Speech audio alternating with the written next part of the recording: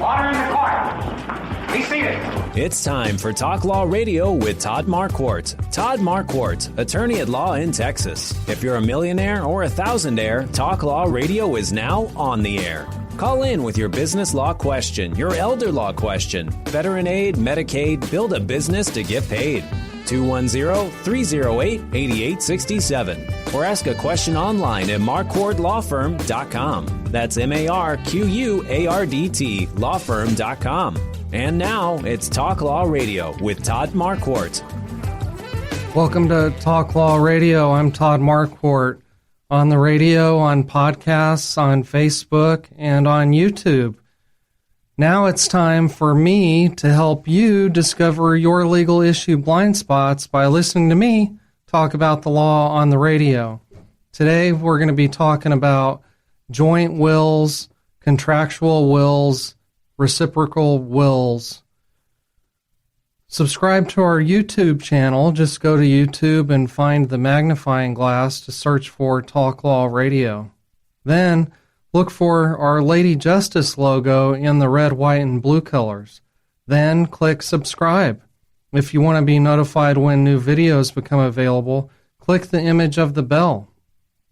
If you enjoy this show, tune in to Talk Law Radio, AM 630 The Word, as well as 9:30 a.m. The Answer on Saturdays at 11 o'clock in the morning. All marriages are not the same. Therefore, the way married couples write their wills are not all the same. There are different ways for married couples to write their wills. It will all depend on who each spouse wants to name as beneficiaries. Some spouses have no children, and some have children from previous relationships. Some spouses want their collateral relatives to be beneficiaries, such as brothers, sisters, nieces, nephews, and maybe parents. Because of these variations, sometimes spouses do not fully trust one another. I'll say that again. Sometimes spouses do not fully trust one another. Now, when I was young and newly married, I would have never believed that. But now that I've been married for almost 25 years, and I've seen friends and family go through marriages and divorces, I do believe it. And sometimes spouses will treat each other with more disdain and hatred than any other relationship that they will have. So state legislatures and estate planning attorneys have developed different ways married couples can have their wills written. And first I'll talk about joint wills, reciprocal wills, and contractual wills. Making sure that these alternative will types are legally enforceable is detailed and difficult. There are court cases highlighting mistakes and misunderstandings about what joint, reciprocal, and contractual wills can and cannot do.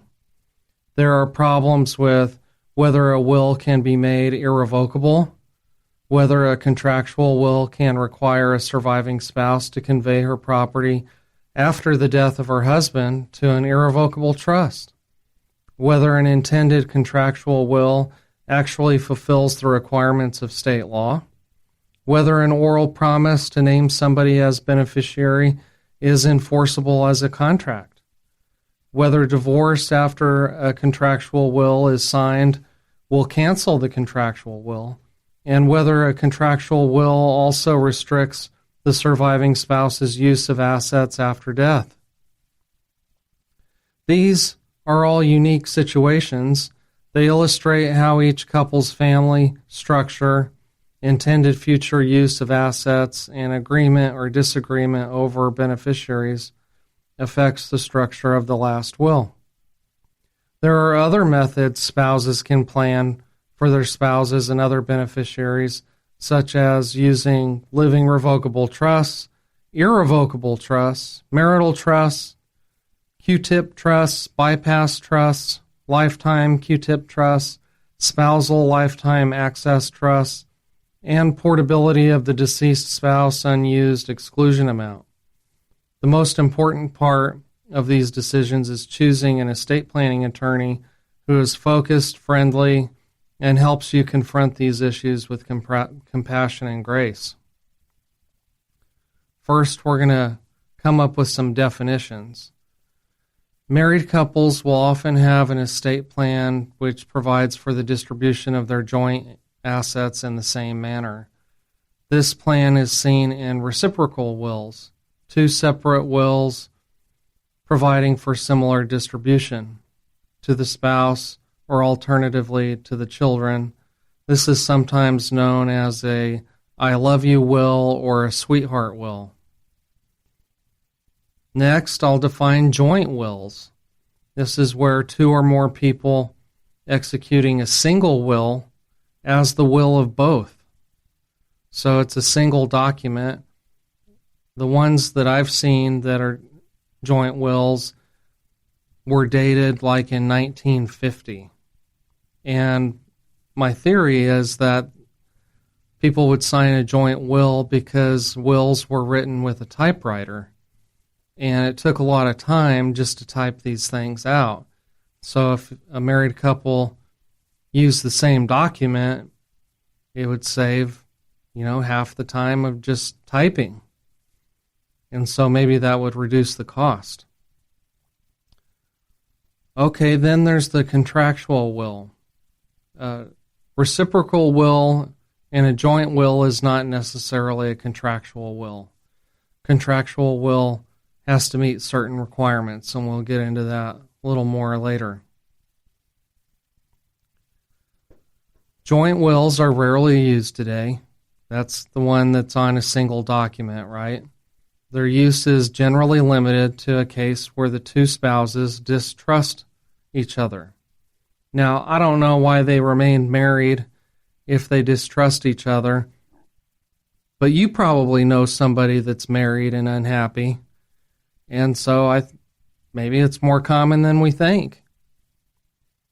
So if you're a person who doesn't trust your spouse and you want to make sure that the assets end up the way that you want, maybe you should do a joint will or a contractual will.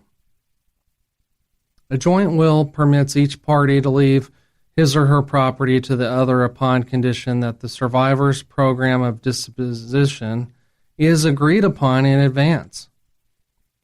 But there's no assurance that the instrument will have a binding effect on the surviving spouse, unless it's contractual also, as we will see. A further disadvantage is that the marital deduction probably cannot be obtained as to separately owned property if the will creates control over the survivor's program of disposition. The Texas Estate Code, Section 254.004, is contracts concerning wills or devises, joint or reciprocal wills. Section A says a contract executed or entered into on or after September 1st, 1979, to make a will or devise or not to revoke a will or devise may be established only by a written agreement that is binding and enforceable, or a will stating that a contract exists and then also includes the material provisions of the contract. The execution of a joint will or a reciprocal will does not itself constitute sufficient evidence of the existence of a contract. Okay, now we're going to talk about some of these court cases that have evaluated some of these problems. And the first one is actually a court case from South Dakota, and I'm not going to be quoting the law as it applies, because it's not going to apply in Texas. It's the situation that I want you to be aware of. Denise and Neil had reciprocal wills in 2017, along with an agreement that neither would revoke or amend their wills without the other's written consent. After 2017, Denise and Neil started to fall apart. And Neil executed a new will, which disinherited her and named his children as the primary beneficiaries. Then he died. So there was a will in 2017 with Denise, and then there was a will in 2019 that he did by himself. And so after he died, Denise went to the court and said that the 2019 will shouldn't apply. The court concluded that the couple's agreement did not render Neil's 2017 will irrevocable, though it may subject his estate to liability. So what I've heard, or what I've read from reading some of these cases, is that the agreement, the contractual part of it, is a contract after death, just as it is during life. And if you break a contract, or you break your promise under a contract, well, there's damages there. But in this case, it doesn't change the fact that he did a new will. She would just have to file a lawsuit against the estate, which is really Neil. The estate now takes the place of Neil since he's gone. So that you just need to be aware that it's difficult, and there's a lot of details that have to be done to make sure that whatever it is that you want to happen actually happens. And in this case, Denise was frustrated. There's another case. This is a Texas case, Estate of Hearn versus Hearn, out of Houston in 2003. Husband and wife executed reciprocal wills. Remember from our definitions, that just means that they were pretty much mirror images. He named her and she named him, leaving personal and household effects to the survivor, with the rest passing to a trust. The husband died first, and his children complained to the court that the will was contractual, and the contract would require the surviving wife to fund a trust with her property upon the husband's death. Well, this, the court said, was not written into the agreement. Contract did not require wife to maintain her will or transfer her property to the trust upon husband's death. Instead, the contract was fully formed when husband died and his residuary estate passed to the trust. So you have to be very intentional about what you want the will to do and what you don't want it to do. You have to be very clear. And I found some of these cases, they were summaries written by Professor Jerry Beyer, who was an estate planning and property professor at St. Mary's when I was there in 2006. And then he left St. Mary's to go work at Texas Tech University School of Law. Okay, here's another case where there was a contractual will. Each will named the other spouse as the primary beneficiary. If the spouse died before, the nephew was beneficiary. So after the wife died, the husband wrote a new will naming his niece as primary beneficiary. And then after he died, the nephew claimed that husband had broken the contract.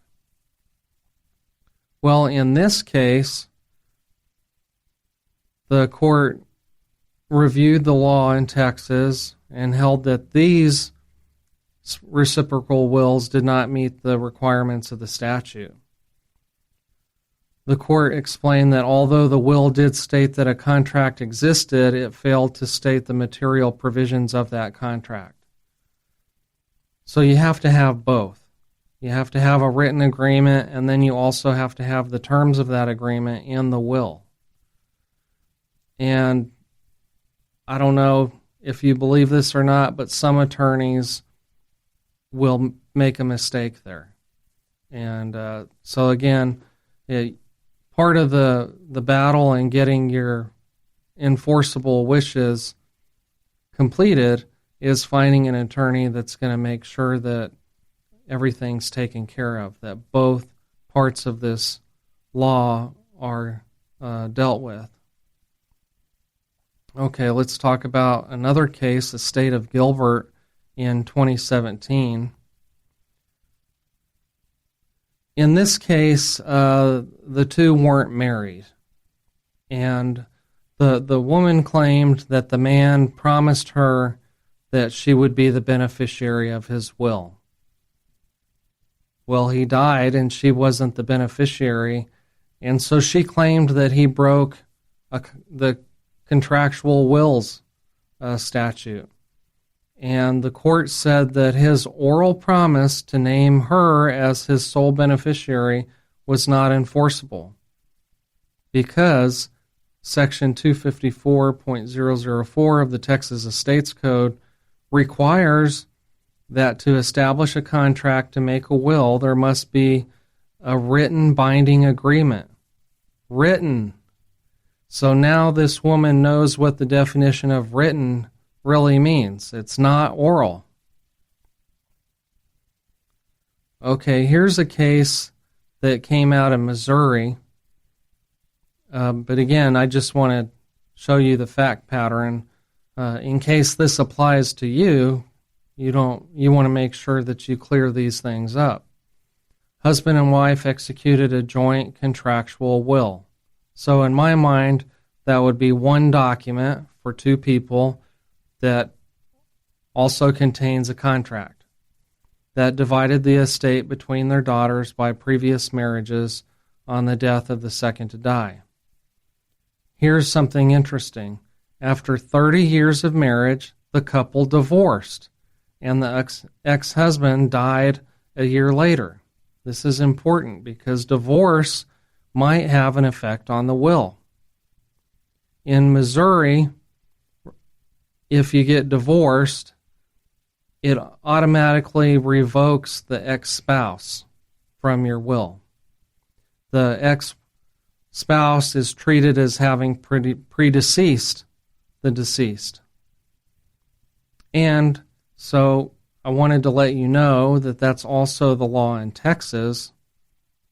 It's Section 123.001 of the Texas Estates Code. Will provisions made before dissolution of marriage. Subsection B says, if after the testator makes a will, the testator's marriage is dissolved by divorce, annulment, or a declaration that the marriage is void, all provisions in the will, including all fiduciary appointments, shall be read as if the former spouse and each relative of the former spouse who is not a relative of the testator had failed to survive the testator. So that's like saying everything to my spouse. If my spouse is already deceased, then to Johnny and Joey. Well, even if there's a divorce, then the spouse is just deemed to have not survived for purposes of the disposition of the will. And by the way, testator is just the person that writes the will. Think about last will and testament. It's the person that wrote it. Just in case that strange word was a little confusing there. I had a case like this a while back where the woman was married to a second or third or fourth husband or whatever, and her biological son was written out. He was not even named in the will. It said that if her husband was already deceased, then it would go to his kids. Well, after she wrote that will, she died, and so all of those provisions about the stepfather and the step siblings were just invisible, and it was as if she had died without a will. And if she dies without a will, then it goes to whoever's related to her, and that was her biological son. So even though she didn't want him to receive anything, he received everything. So if you get divorced, it's good to write a new will. Okay, here's another case. Ernest versus Chumley. This is out of Illinois in 2010. Husband and wife executed mutual wills, giving the entire estate to the survivor of them, and on his death, to one half to his children and one half to hers. The wills were declared to be irrevocable on the death of the first to die. But after husband's death, wife remarried and signed a new will, giving her estate to her new husband and then to his kids. The court held that because the will placed no restrictions on the surviving spouse's use of the property received from the deceased spouse, that her children had no interest. So this is something that you can do, but we would use a marital trust or a Q-tip trust. In 2022, there were 61.44 million married couples in the United States. I found that on Statista.com. Here are some other methods that you could use besides a joint will or a reciprocal will or a contractual will. For clients that have estates that are separate in value, you might use a lifetime Q-tip trust to allow the wealthy spouse to transfer money and property for the benefit of the less wealthy spouse. And you can put stipulations in there. There's the spousal lifetime access trust, which is different from the lifetime Q-tip trust. An added benefit here is that it can be drafted to take into account potential divorce and remarriage. This is what those other people were trying to do anyway.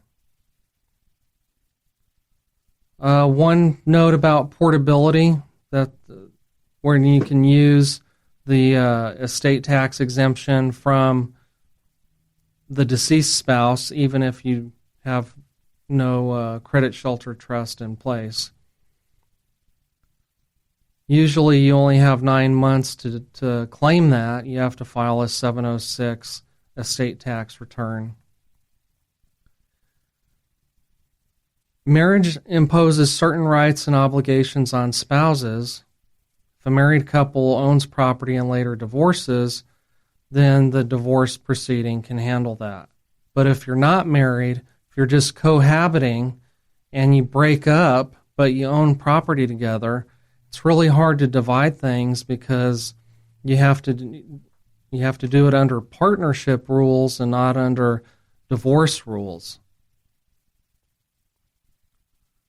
Well, like I said, all marriages are not the same, so it's good to use an estate planning attorney. And attorneys at Marquardt Law Firm focus on business and estate law, including last wills, living trusts, and tax-protected inheritance plans. And you can find more information about this and other things at marquardtlawfirm.com. You can go to Marquardt Law Firm's YouTube channel to watch videos about various estate planning topics, or you can go to talklawradio.com or the YouTube channel for Talk Law Radio and watch videos that way. You can go to podcasts if you're running, exercising, walking the dog. It's easy to listen to podcasts and YouTube videos. So thank you for spending a little bit of time with me. That's all we have for today. If you want to listen to more episodes, subscribe, or just turn on your radio at 9:30 a.m. The Answer or 6:30 a.m. The Word, Saturdays at 11 o'clock in the morning. and 9:30 a.m. Sunday afternoons at 4:30. I'm Todd Marquardt. I'll talk to you later.